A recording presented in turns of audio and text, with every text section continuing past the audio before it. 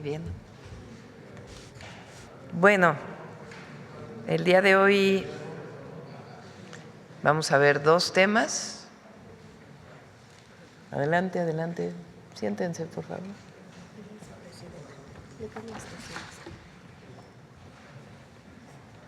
¿Listo? Bueno, vamos a ver dos temas. Un tema es un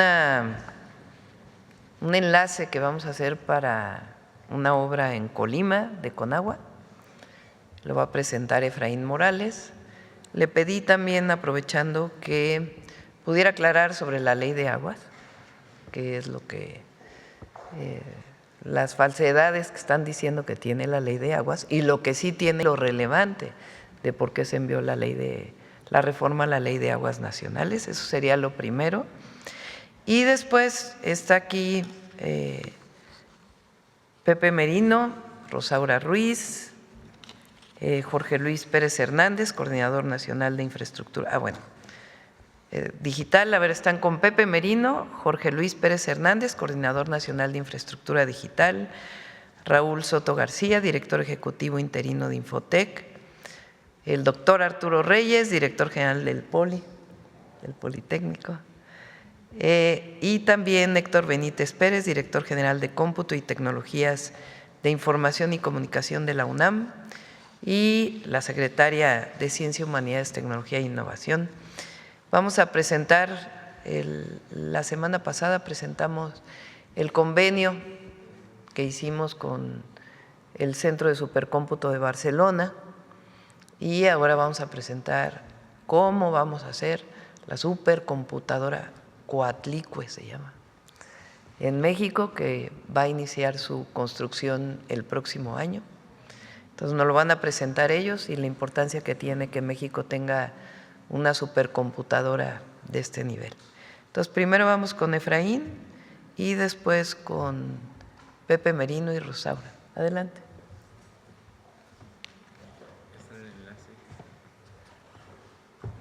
Buenos días, Presidenta, con su permiso. No sé si ya tengamos listo el enlace.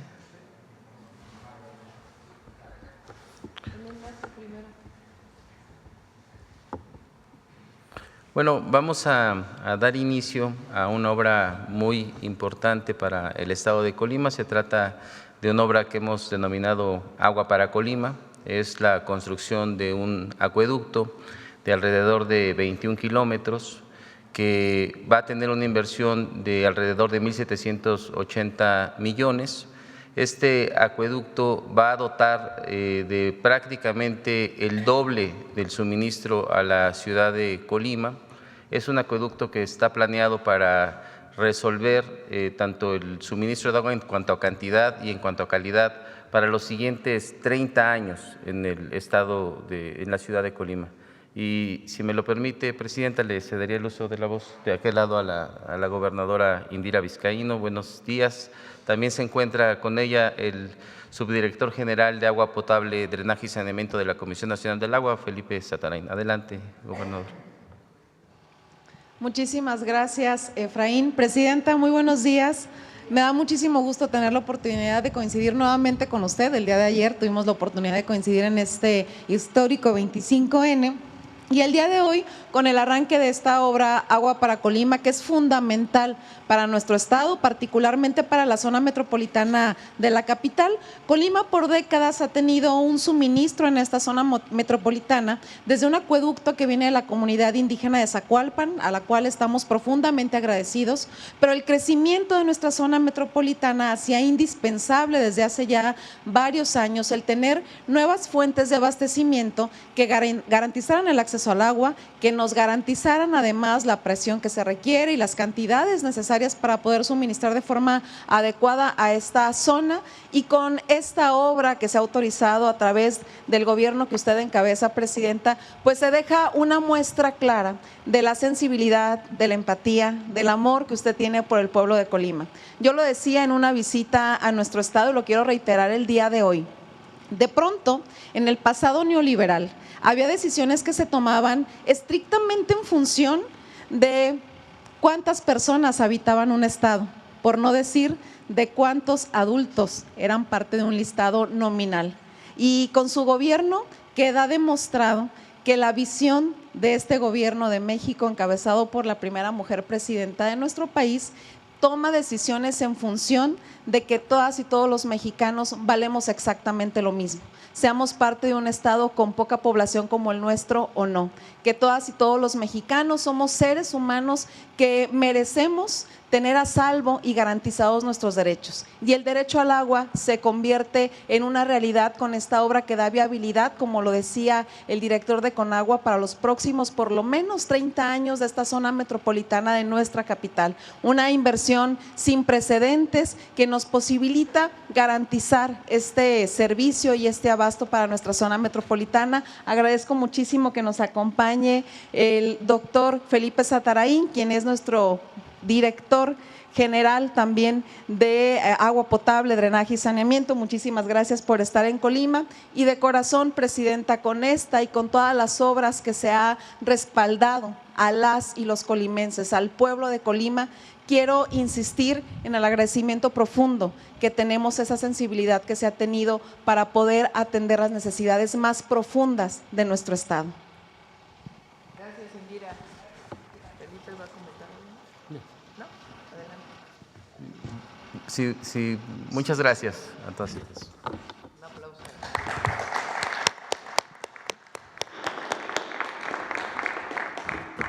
Si podemos poner la presentación, por favor. Bueno, en cuanto al paquete de reformas en materia de aguas nacionales que se envió al Congreso, a la Cámara de Diputados, quisiéramos hacer los siguientes comentarios. Si me ayudan con la siguiente lámina, por favor. Se trata de dos iniciativas. Por un lado, la Ley General de Aguas, que establece las bases para la reglamentación del artículo 4º constitucional, y por otro lado, la reforma a la Ley de Aguas, que es reglamentaria del artículo 27.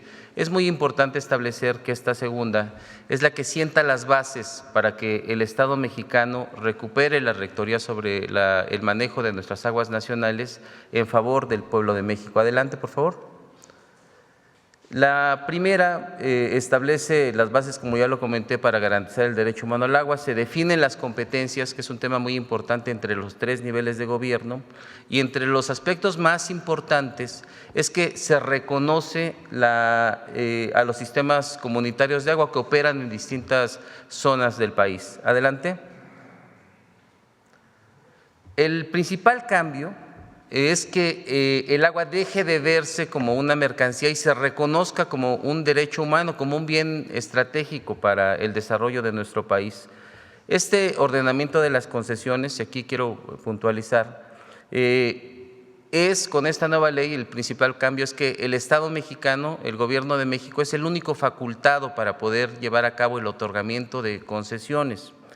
No será posible ya transmitir títulos de concesión entre particulares, porque esto ha generado fuertes afectaciones. Se han generado una gran desigualdad en cuanto a la distribución.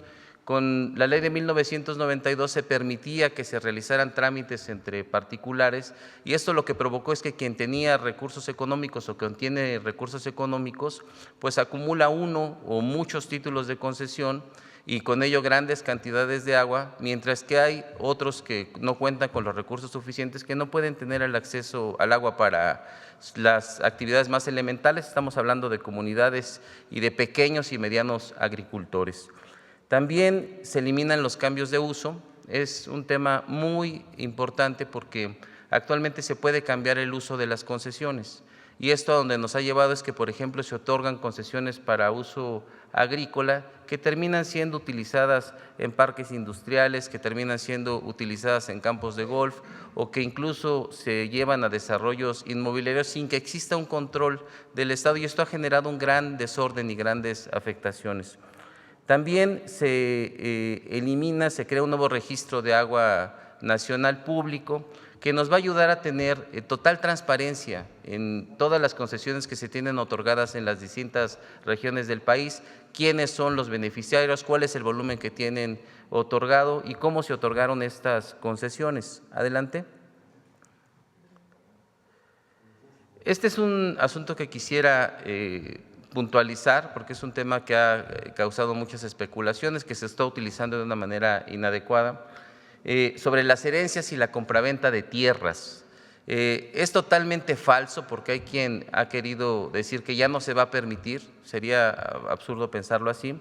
El binomio tierra-agua está garantizado. Se mantienen los derechos para heredar a sus hijos. En el caso de las tierras, si son 1, 2 o 3 hijos, pues se realiza de manera proporcional. También se mantienen los derechos cuando se trata de la compraventa de propiedades. Se puede y se va a otorgar un nuevo título de concesión a nombre del nuevo propietario. Entonces, que tengan totalmente certeza de que así va a ser. Adelante, por favor. Se fortalecen los procedimientos para combatir el robo de agua. Aquí hemos presentado algunas imágenes de las afectaciones que esto implica y de lo sofisticado que son los sistemas, pero a veces no se pueden llevar a cabo las sanciones porque los procedimientos son muy laxos y se incrementan las sanciones para inhibir esta conducta. Adelante. Se crea un fondo de reserva de aguas nacionales que nos va a permitir tener agua suficiente para garantizar el derecho humano al agua, sobre todo de comunidades indígenas, de comunidades que desafortunadamente no tienen en este momento concesiones que les permitan tener un suministro constante.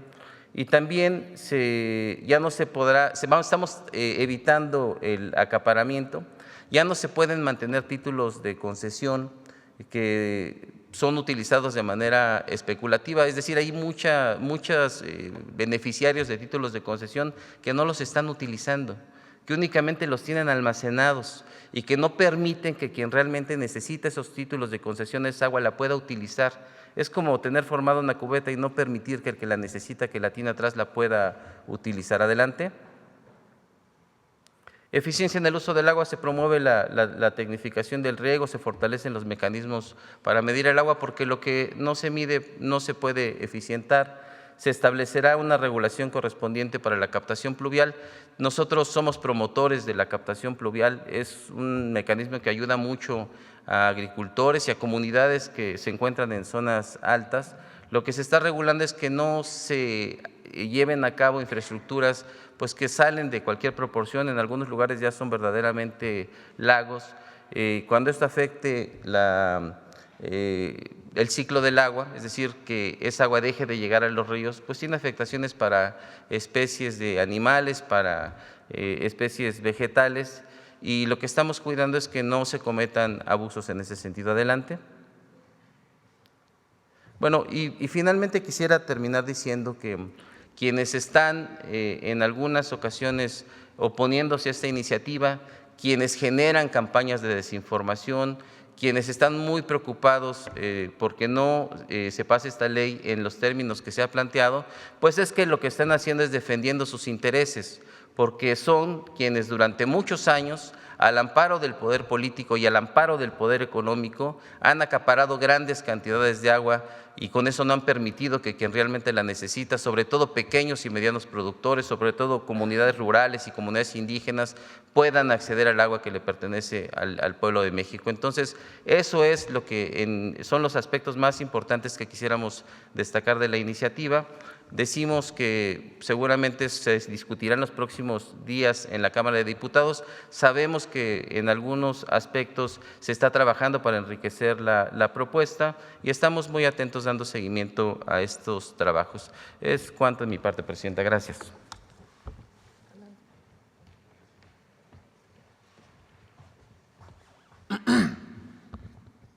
Muchas gracias. Pues bueno, llegó el día de presentar a Coatlicue, uno de los proyectos de innovación, tecnología pues más importantes y que hemos hecho junto con la Secretaría a cargo de Rosario y por supuesto bajo la instrucción de la presidenta Claudia Sheinbaum.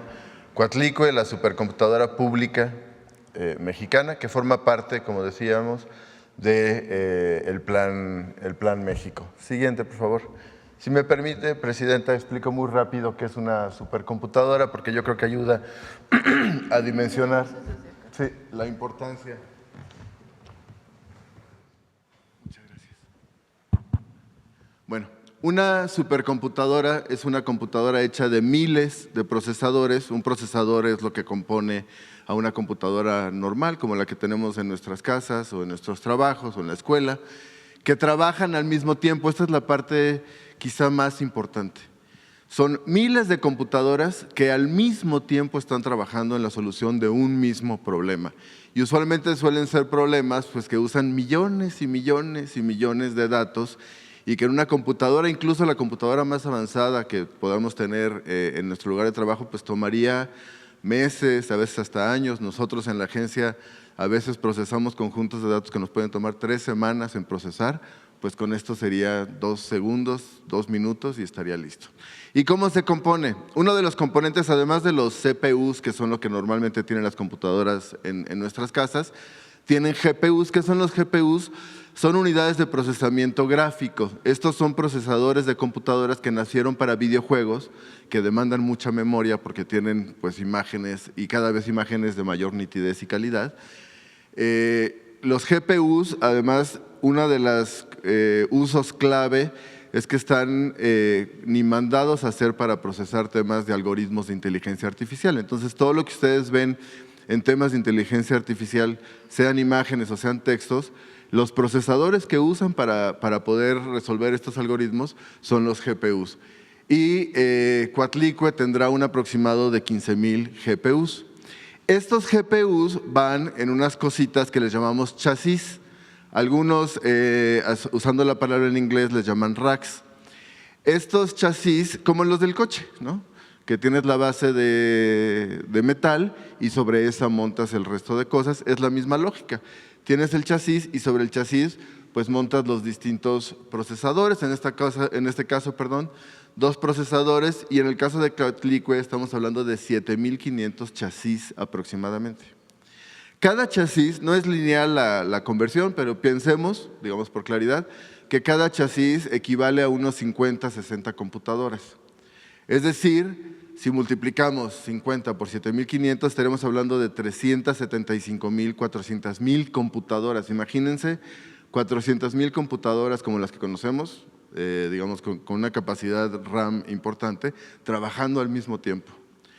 Estos chasis se ensamblan en unos muebles que llamamos gabinetes, que tienen en promedio, o en este caso tendrán 36 charolitas, chasis, trabajando. Atrás de estos gabinetes hay una cantidad enorme de cables que justamente lo que permiten es garantizar que todas estas computadoras trabajen al mismo tiempo, y los chasis, perdónenme, los gabinetes, el conjunto de gabinetes es justamente la supercomputadora, que en este caso tendrá alrededor de 200 gabinetes, alineados, por supuesto, todos conectados. Esto requiere 3 cosas importantísimas: agua para enfriamiento, como las computadoras, ¿no?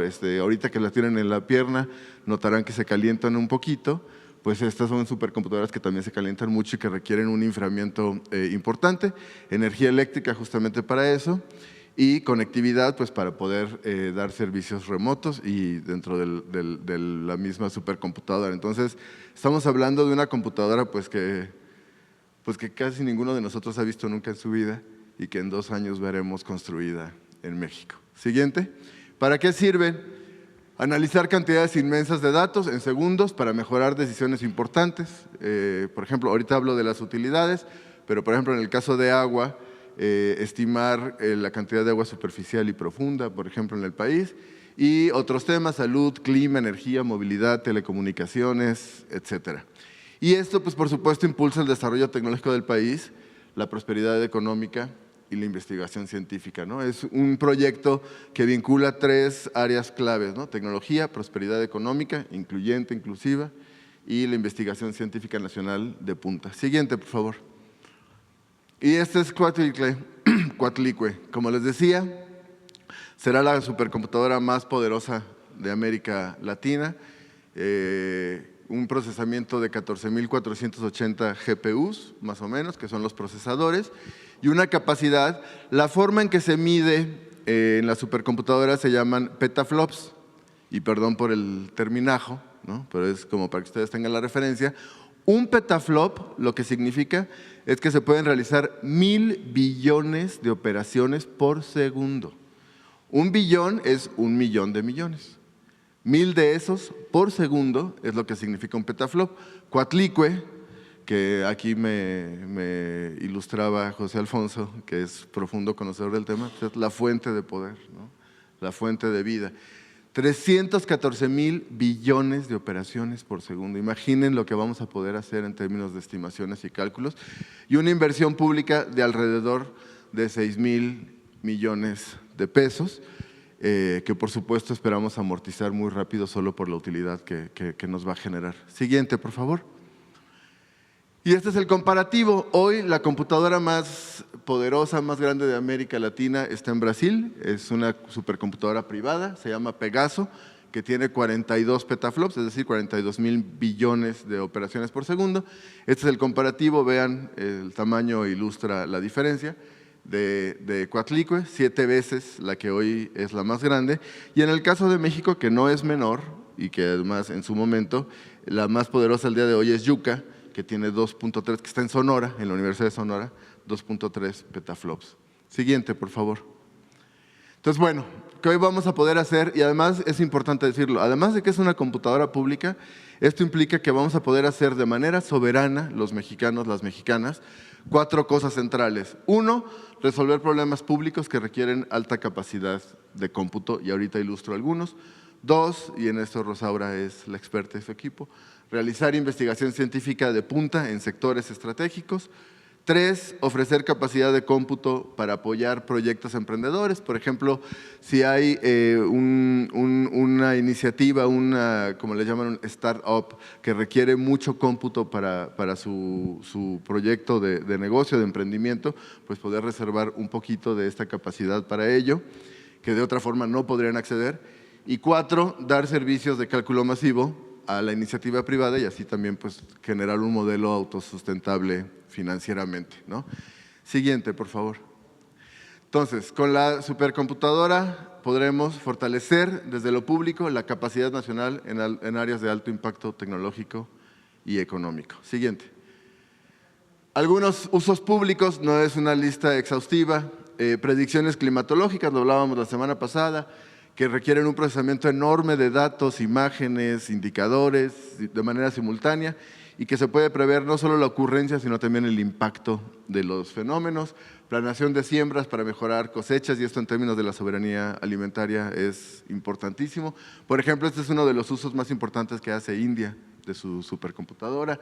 Procesamiento de imágenes de suelo y subsuelo, les decía lo del agua, pero también se puede aplicar para petróleo y gas.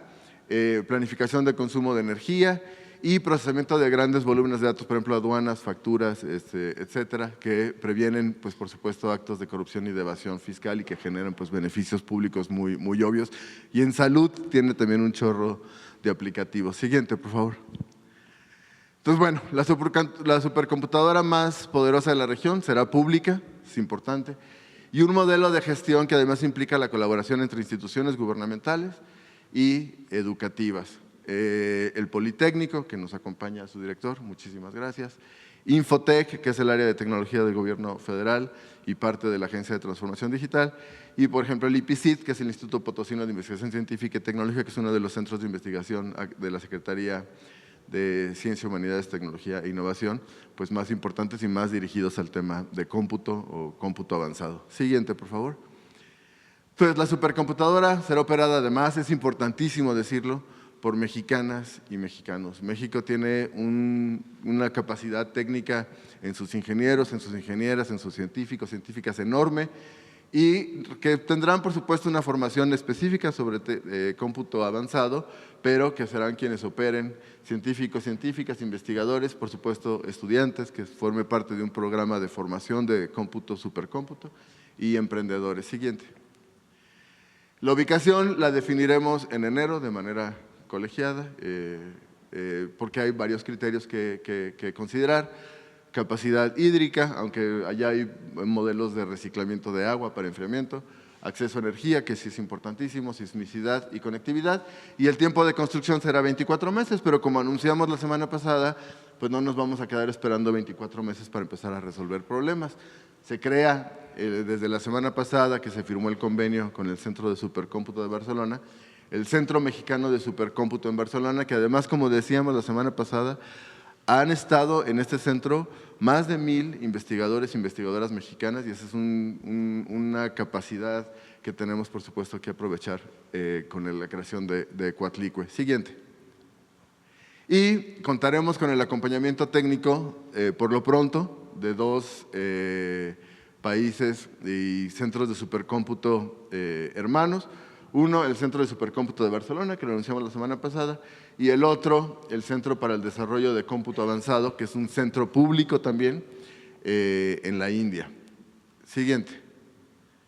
Entonces, bueno, le dejo la palabra a Rosaura para que nos explique cómo Coatlicue se va a vincular con algo que ya existe, que es el clúster de supercómputo que está conformado por universidades y centros públicos. Muchas gracias.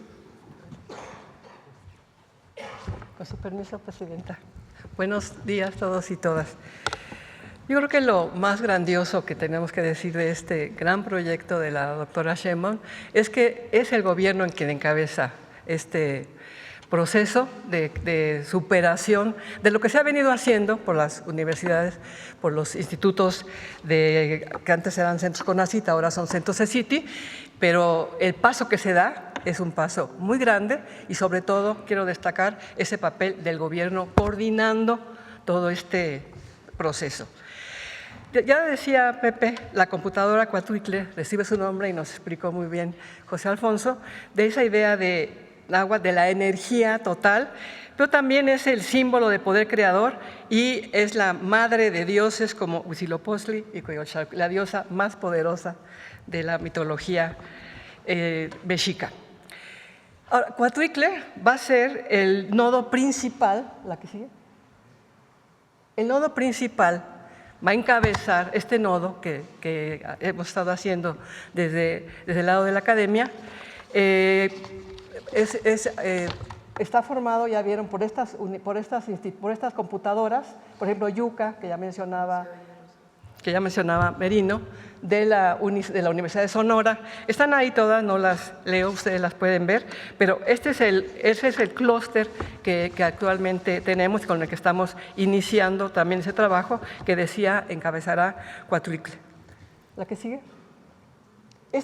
Todas estas computadoras son supercomputadoras de un tamaño muchísimo más reducido que Coatlicue, evidentemente, están conectadas actualmente ya en el país y vamos a fortalecerla para que operen conectados mediante enlaces de alta velocidad y tendrán rendimiento de cómputo por nodo en órdenes de petaflops que ya explicaba Merino. Para dimensionar esto, decía él, un petaflops equivale a realizar 1000 billones de operaciones por segundo. Son un 1 seguido de 15 ceros. Esto es lo impresionante de la velocidad que va a tener esta computadoras. Están, les decía, unidas, están en el norte, está CICESE, está en Baja California, está en la Ciudad de México, está el Politécnico, la UNAM, el CINVESTAB y el Politécnico, la UNAM y el CINVESTAB están en la Ciudad de México, también está la UAM. Esta red de supercómputo, con la que tenemos hoy, permite trabajar de manera precisa el modelado y la simulación de problemas complejos, al igual que desarrollar sistemas de inteligencia artificial que involucren grandes cantidades de datos. Ya creo que la exposición de Pepe fue muy clara de la importancia, de la magnitud que tiene este paso que está dando el gobierno de la doctora Sheinbaum. Les decía, esta red está conectada y la nueva computadora Coatlicue va a encabezar esta red. La que sigue, por favor. Este es el cronograma que tenemos para el proceso que va a durar 24 meses y que está ahí expuesto. En estos 24 meses pues, se tiene que hacer una planeación y modelo de gestión, un diseño de conceptual y permisos, ingeniería detallada y licitaciones, obra civil y adecuación, suministro y logística, integración e instalación, pruebas y validación y la puesta en marcha en 24 meses. Esto es muy relevante. La doctora también nos ha indicado que se cree un consejo directivo que va a estar al pendiente. El nombre se discutirá, este consejo, pero estará encabezado por la Agencia de Transformación Digital y la CECITI para coordinar este trabajo, ya dijimos, asesorado por diferentes, formado por científicos, por personal del gobierno y también empresarios que estén en este grupo. Este comité tendrá que decidir, por ejemplo, el porcentaje de procesamiento por usuario de la supercomputadora, el manejo de la velocidad de transmisión en la red de comunicación, las estrategias para renovar al propio Consejo Directivo. Creo, insisto, solamente en que esto es un gran paso no solo para la ciencia en México. Ya decía Pepe, cómo la producción científica a nivel mundial es de millones de artículos, de millones de datos que ya humanamente es imposible procesar. Una persona no puede, en salud o en medio ambiente o en predicción de posibles desastres naturales por efectos de fenómenos naturales, sola o un equipo. El nivel de datos que tenemos en el mundo es de esa magnitud. Por eso necesitamos ya, para que la ciencia mexicana, la industria mexicana, el propio gobierno en su funcionamiento llegue a etapas mucho más modernas, utilizando las tecnologías pues, que se han creado en el planeta y que tenemos que sacar beneficio de ellas. Aquí está Conagua, que no tengo la menor duda va a ser uno de los beneficiados para hacer su trabajo con esta nueva computadora, que decía, encabeza a todo lo que se ha venido haciendo de forma institucional por las instituciones mexicanas, pero que ahora encabeza el gobierno de la doctora Sheinbaum. Muchas gracias. Bueno, pues es esto. La verdad estamos muy entusiasmados. La supercomputadora Coatlicue, que va a iniciar su construcción el próximo año. Estamos definiendo la ubicación y va a permitir que México entre de lleno al uso de la inteligencia artificial y procesamiento de datos, que hoy no tenemos capacidad de hacerlo, porque no tenemos la suficiente capacidad de cómputo. Entonces, nos va a ayudar muchísimo, no solo al desarrollo de la ciencia, las tecnologías, sino en esencia al desarrollo del país. Bueno, esto es Coatlicue. Vamos, sobre el tema. A ver.